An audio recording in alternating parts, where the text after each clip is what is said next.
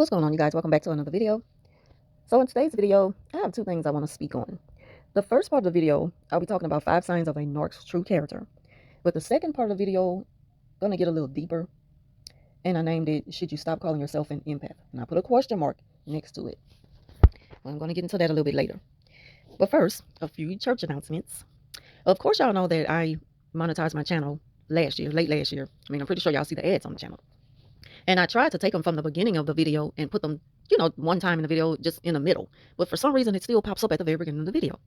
But thank y'all for watching those ads because it really, helps me out. Money-wise, it really does help me out. And I really appreciate all of my support, all of my day one subscribers, my new subscribers. Thank you for being here. I really appreciate y'all. And it'll really, really help me out if y'all continue to like, share, and subscribe.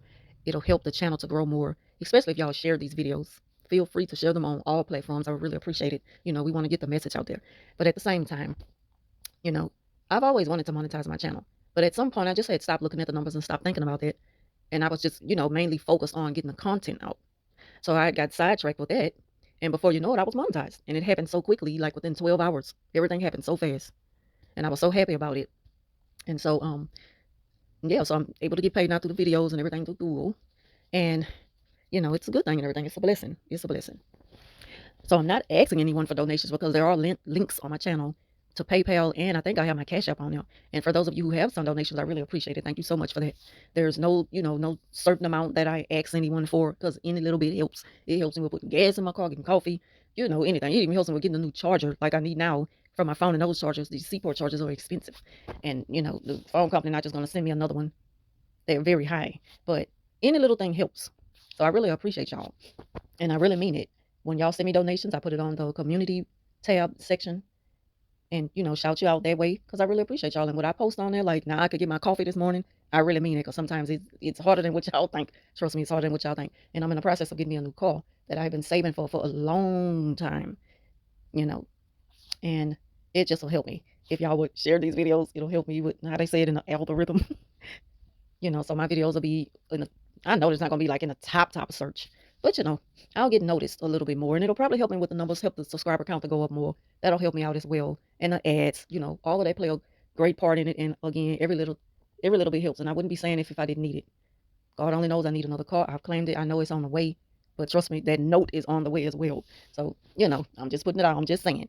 And, if y'all feel it in your spirit, help your girl out. I really appreciate it. But anyway, okay, so back to the video. 5 signs of a narc's true character. Narcissists have some of the most devious characteristics, and I just want to, just give y'all just 5 signs of their characteristics, and that's just 5 out of thousands. Narcissists, they do things like laugh at your humiliation and your disrespect. And what I mean by that is I noticed this today, how narcissists found it hilarious that someone had failed and hurt themselves. And I mean, it's like that made their day. And all I could think about is, how can you find that funny? How? How can you find it funny that someone has hurt themselves? You spent more time laughing and hardly catching your breath than you did trying to see if they're okay. And they find it amusing when someone is disrespected. Even if it's in a joking kind of way, it's still disrespect at the end of the day. And it's not something that should be laughed about. If anything, it's something that should be checked and corrected.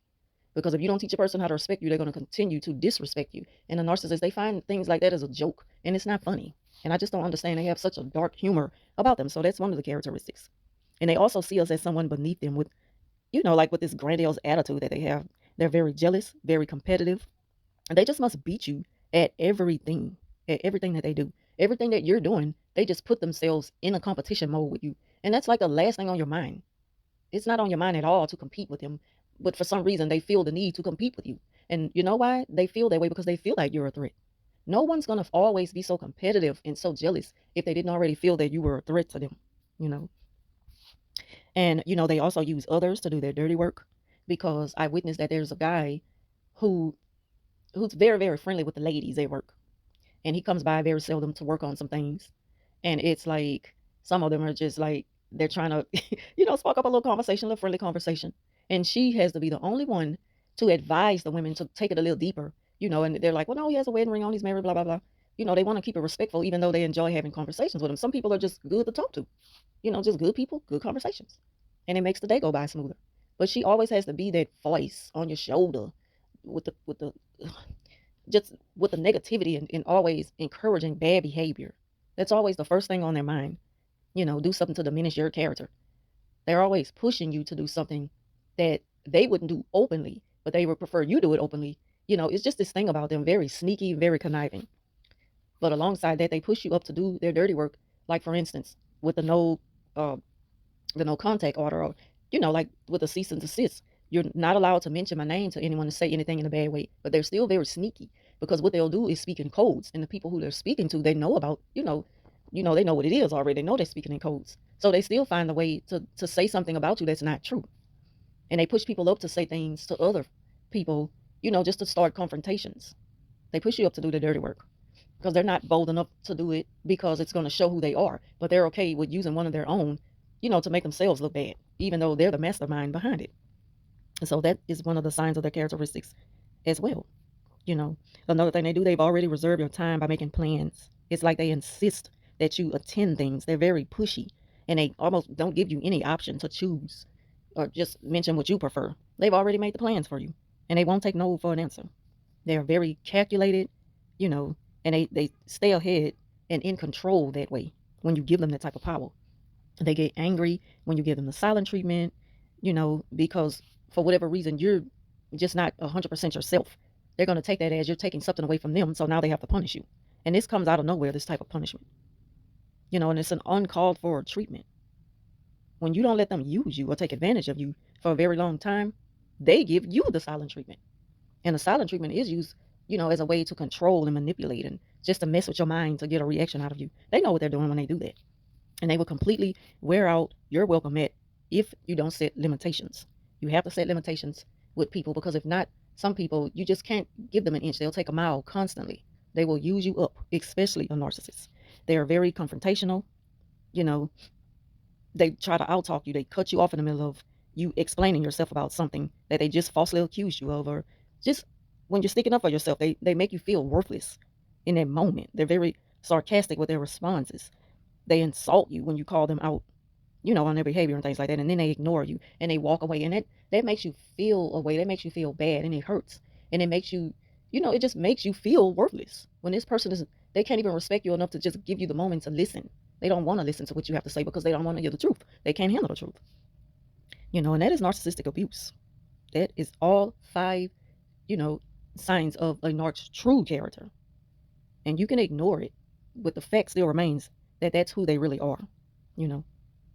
But when it's all said and done, and when you're at your breaking point and you have had enough, and you start to figure out what's going on, and you find the tools to learn how to deal with it, and then you get out, that is when you finally find your power.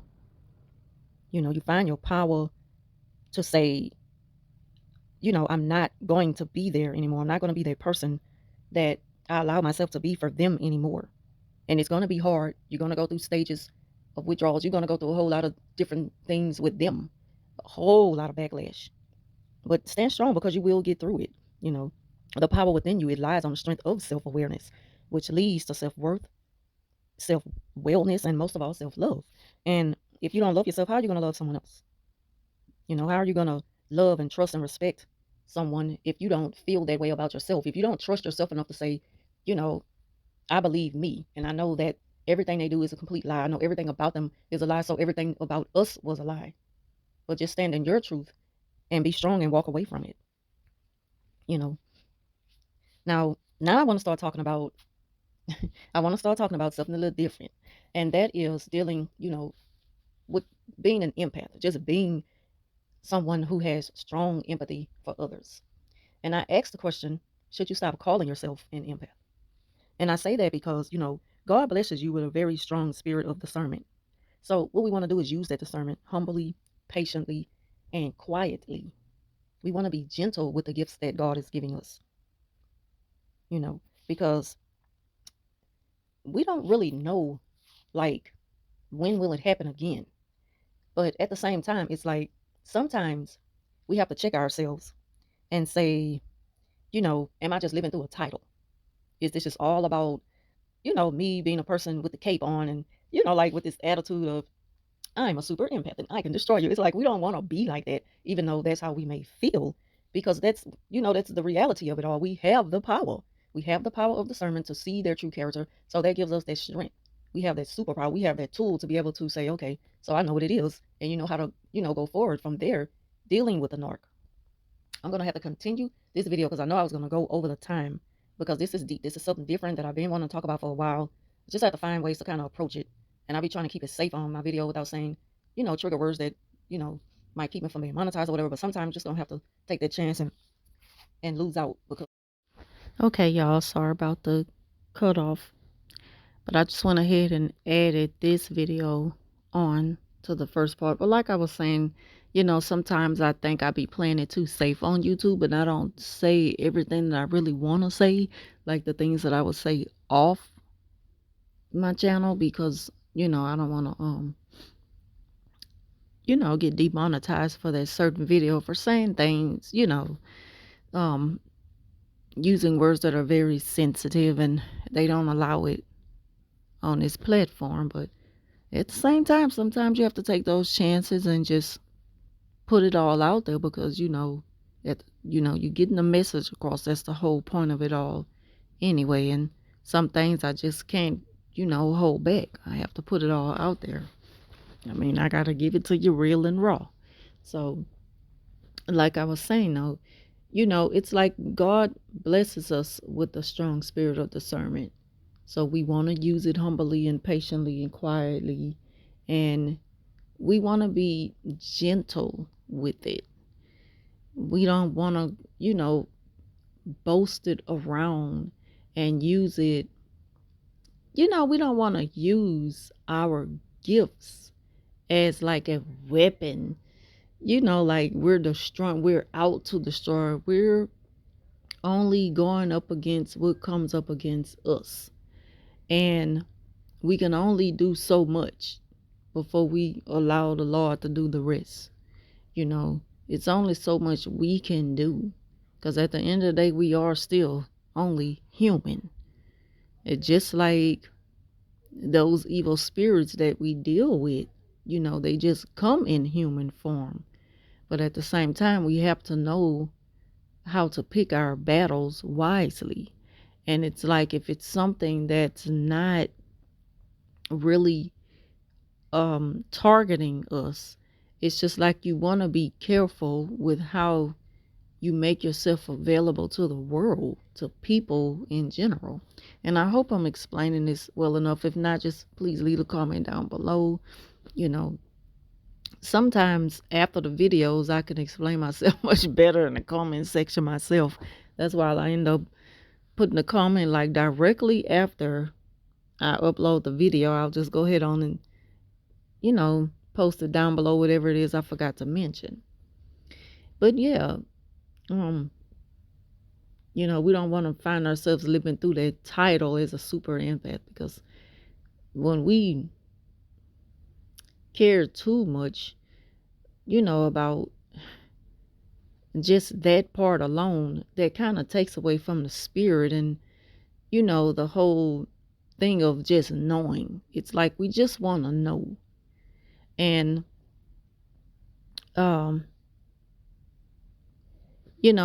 certain things are not for us to approach. It's for us to be aware of. And, we just have to know how to deal. We just have to know how to deal with certain spirits in the world.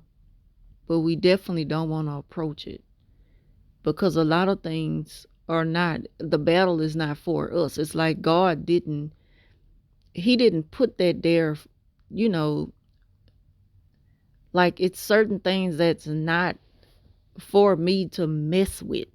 I'm not going to put my mouth on certain topics on YouTube because God didn't tell me to. If it didn't come to my spirit, I'm not going to mess with that. Now, I may speak on it. Of course, I'm going to give my opinion on some things, and we're going to, when it's up for discussion. That's normal.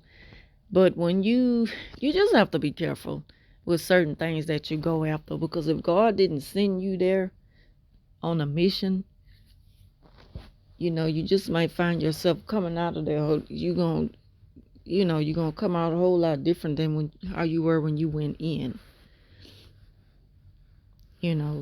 But I said all that to say this. It's like, you know, an empath is more than just a name. It's a spirit. It's a spiritual connection. Now, that's just how I look at it from my perspective. And that spiritual connection is just as strong as an evil spirit. Like, just think about it. If we always announce who we are and we're always describing ourselves, we have to be careful on how we present ourselves to the world, because the world is full as just as much evil as it is good. So what I'm saying is, just be careful when we use the word empath. Like, of course, it's a wonderful thing to have empathy. It feels good to feel for others, but sometimes it can be overwhelming. I mean, in my own experience, sometimes when you're that empath that can stand next to someone and feel their pain, see, that's me. That's me right there. And it can become overwhelming. And it's like you care too much. You love hard. You have a big heart. You just want to take care of people. I know what a true super empath is. I know what that is. But what I'm saying is that you just have to be careful, because those demons, they can find you easily when you tell them where you are. So it's like, I think it's best that we just stop like announcing ourselves to the world and just be who you are in spirit. I mean, God knows. And that's all that matters, is as long as you do right by him and do right by people. But it's like you don't owe anyone anything about yourself. People, first impression of me is always, you look mean. Why are you mean? And they don't even know me. I haven't given them a reason to label me as mean. But because I'm not doing what's normally expected from man, like putting yourself out there and trying to prove, that's not me. I'm not doing all that. I'm just me. And I truly believe that God is going to judge us based on our character and our heart. So that's all that matters to me. But as far as being an empath, it's like, that's just something that I don't owe to the world. I do my works through God. I want to please him at the end of the day. And those demons, I ain't worrying about those demons. I let the Lord deal with those demons, because trust me, that Jezebel spirit is just as strong as someone with super empathy in their heart. Trust me, it's just as strong. And they can pretend like they're one, you know. Highly, highly, highly in, intimidated. Highly, you know, highly imitated, but never duplicated. That's just something the narc could only pretend to be. So I'm not worried about, what the enemy have in their mind and in their heart. Because at the end of the day, God gonna fight those battles, things that I just don't have in my power to do anything about. And as far as what he put in my spirit, yes, it's hard. It's hard as hell for me to be surrounded by those Jezebel spirits for 7+ hours a day, 5 days a week. Yeah, it's hard. But I'm strong, so I'm getting through it. I'm okay. They cannot touch me. No matter what they say to speak against me, they can't bring me no harm. I'm not worried about those people. So I don't have to go around and announce who I am, because the more I speak on who I am, the more they're going to get after me. That's just from my, my point of view of it all. And that's just something that I just wanted to share with y'all. Like I said, I hesitated to really talk about this because I know people are going to be, have opposing opinions, and that's okay. If you don't feel that way, if you don't get what I'm saying, a lot of times it's hard for me to really explain myself, but I know what it is that I want to say. Sometimes it's just hard to get it out. I'm just such a deep thinker, and my mind is like on overload at all times. Sometimes I'm just up in the middle of the night, just be thinking about stuff. And it feels good because it's just like more and more information coming to me. But that's all I really wanted to speak on is those two things, the narcs characteristics and how you should protect your spirit and not put it out there so much for the world.